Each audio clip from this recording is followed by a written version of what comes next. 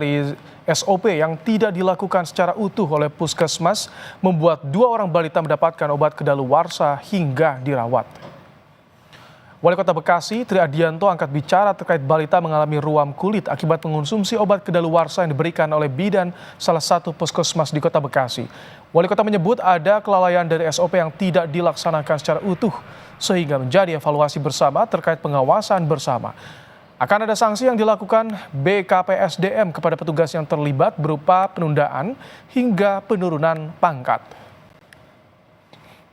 Ya, sesuai dengan tingkatan yang kemudian hasil nanti dilakukan oleh BKPSDM. Ya, yang jelas mungkin ya sampai kepada penundaan kenaikan pangkat, penurunan pangkat dan lain sebagainya. Peringatan buat puskesmas lain mungkin Pak? Nah itu saya kira kan ini menjadi satu hal yang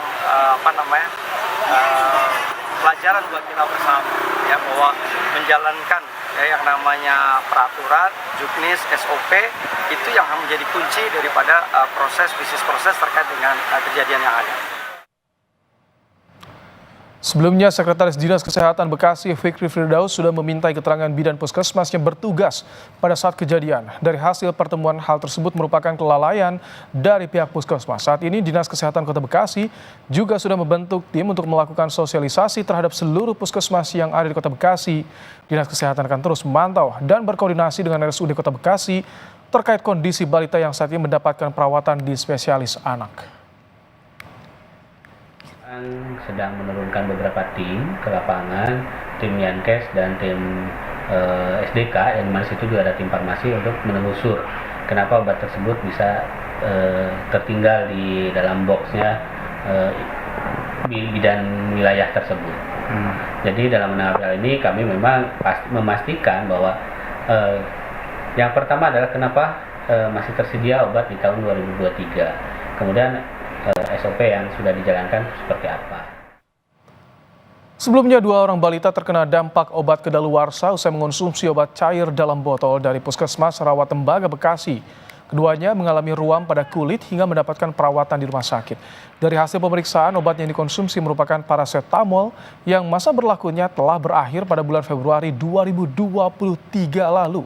Pihak puskesmas beralasan pasca banjir kemarin obat yang kedaluarsa tersebut belum sempat disortir. Untuk mengetahui bagaimana penanganan korban dan juga menangani obat kedaluarsa di puskesmas, kita sudah bersama dengan Wali Kota Bekasi, Tri Adianto. Selamat malam Pak Wali, dengan Ibrahim dari Kompas TV. Selamat malam. Baik, Pak Wali, jadi kami ingin tahu bagaimana saat ini kondisi 2 balita yang sempat mendapatkan obat kedaluarsa, Pak? Ya, tentunya dalam kondisi semakin baik ya, dan ini terus dalam pengawasan dokter, dan tentu ini akan menjadi tanggung jawab dari pemerintah Kota Bekasi. Kita konsentrasi penuh untuk kemudian melakukan rehabilitasi medis terkait dengan anak yang hari ini memang mendapatkan obat paracetamol yang sudah kadaluarsa.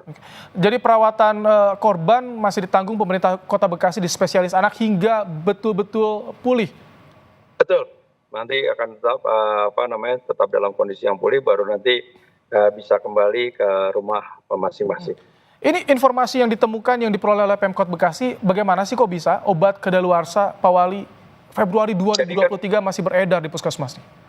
Ya, jadi kan memang kalau secara sistem bahwa permintaan obat yang dilakukan oleh puskesmas terhadap Dinas Kesehatan melalui laboratorium kesehatan pemerintah Kota Bekasi itu sudah ada sistemnya. Jadi di mana setiap bulan puskesmas selalu mengajukan apa yang kemudian menjadi kebutuhan.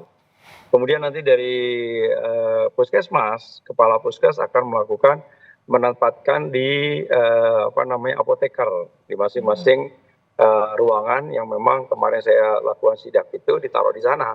Nah, kemudian nanti dari masing-masing pengawas pembimbing wilayah di masing-masing posyandu yang ada, biasanya satu binwil itu membawai antara 5 sampai 6 posyandu. Ya, jadi memang kalau dilihat dari kejadiannya memang ini ada sesuatu yang sangat luar biasa.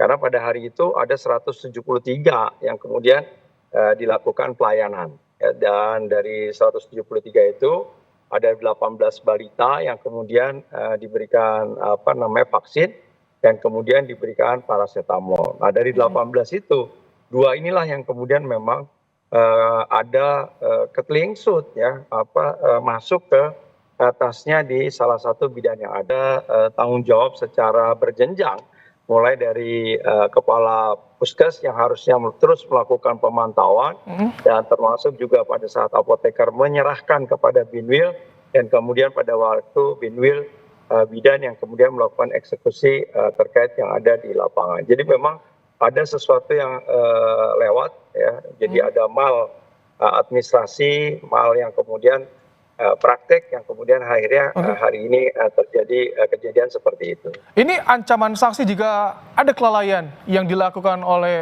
petugas. Bagaimana, Pak Wali?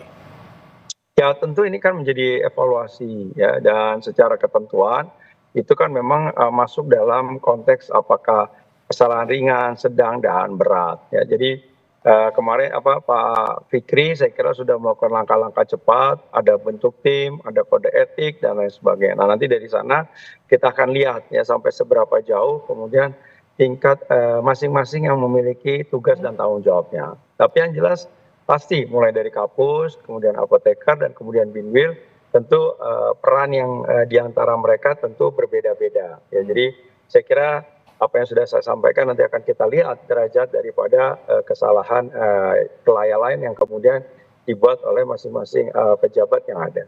Baik, ada komitmen ini merupakan evaluasi dari Pemkot Bekasi agar kejadian serupa tidak terulang kembali, terutama saat ini penanganan korban menjadi prioritas. Terima kasih Pak Wali Kota Bekasi, Triadianto, telah bergabung di program Kompas Malam hari ini.